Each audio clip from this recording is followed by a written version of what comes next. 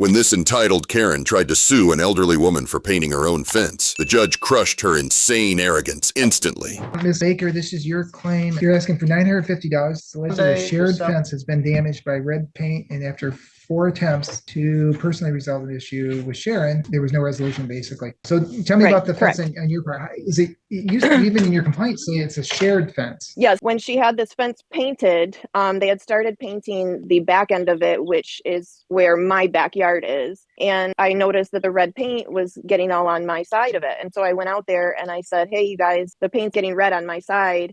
You please stop painting my side. And we had discussed about letting me know when they were coming back to paint the rest of it so that I could cover my plants. And he had agreed that he had some stuff that he could cover it with too, or whatever. And it seemed really cordial. And then he actually came back and painted the fence and didn't talk to me about it. And I said, you know, this is getting out of hand and it just wasn't getting resolved. I said, listen, if we can't resolve something, you know, I'm just going to have to take it to small claims court. And she didn't say anything. So I just decided to take it to small claims court so that we could resolve it. When was the fence originally put up? Tell me that. I don't know the exact dates, but like in 93, 94, somewhere in there. And were you still a property owner where you're at now at that point? Yes, I've been here for 33 years. Okay, so when the fence got put in, did you pay for the fence? I paid for the fence, my husband and I. How much did you pay for the fence then?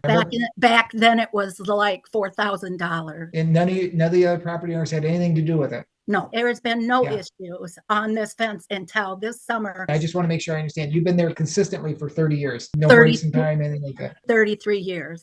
Okay.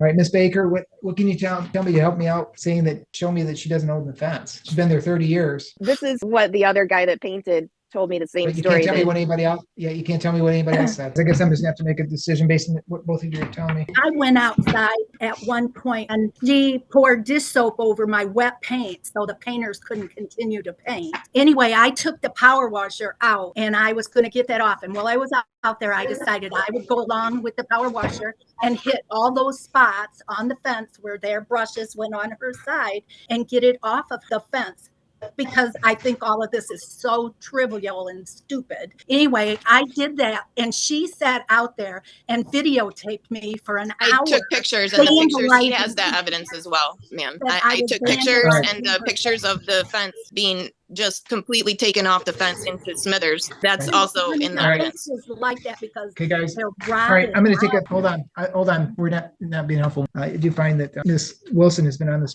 property for the past 30 years, consistently on that property, based upon all the evidence today. Therefore, the case is dismissed. No cause of action. Okay.